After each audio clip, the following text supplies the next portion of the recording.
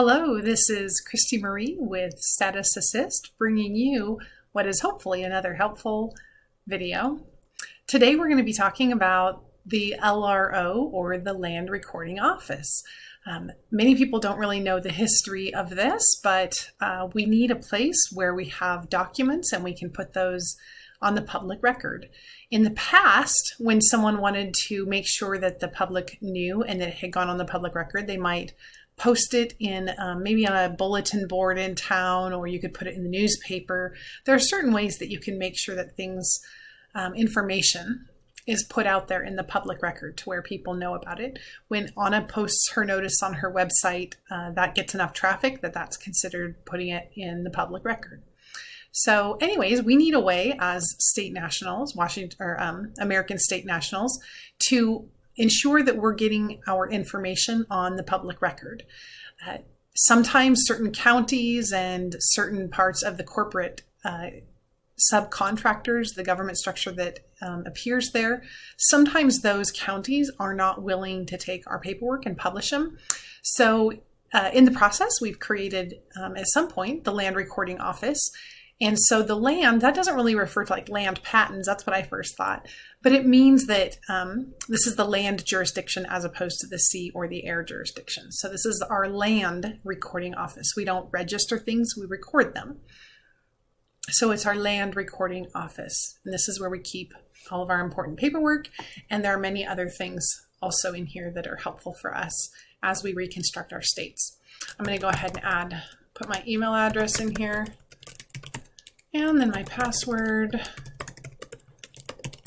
Now, what you should know is that normally when someone gets signed up with the LRO, they're going to be providing their email address to maybe a coordinator or a local county coordinator or something like that. And once we have a name and an address, and we know that the person wants some information, we can go ahead and add their information in here and start an LRO account for them.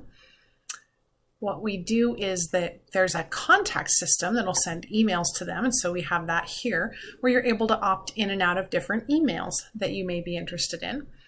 The information on each one is kept here. So even though in the beginning, someone may just have a few details in here, like their name and maybe an email address and some things like that, over time, especially when it's time to record, getting all the information in here is very important. If you have a date coming up soon where you're going to sit down with a recording secretary or a state notary and are going to want to publish your documents, if you come in here and fill out the who, the membership, the contact, that is really helpful in the process.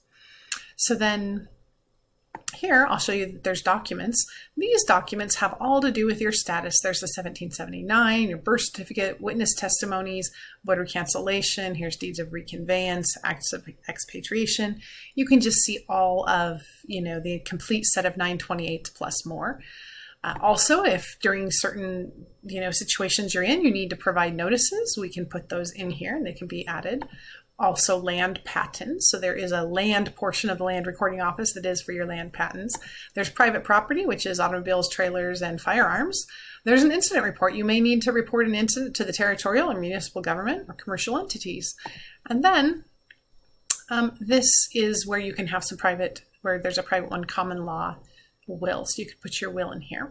Wanted to make sure that we kind of went over these tabs: who, membership, contact, documents. So let's go on to participate. These are ways that you may want to participate in your assembly. Here we have two orange tabs, and one of these is for the officials to go ahead and validate that they've looked this over before providing,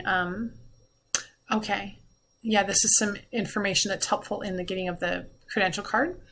And then this, I believe, is for the actual person to go ahead and verify. And those will both be generally orange, and it lets you know that that needs to be addressed and taken care of.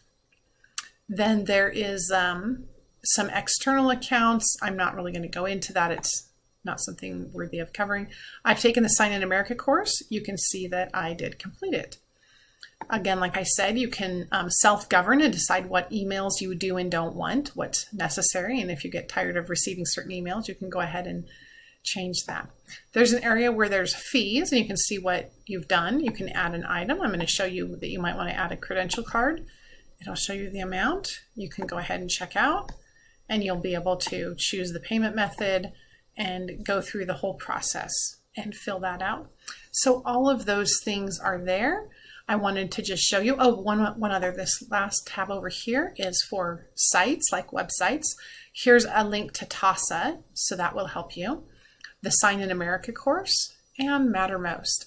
I will be putting the link for the website into the information down below, and that way you should find it easy to get the link that you need to come and sign in to the LRO account. Hopefully you have an account set up.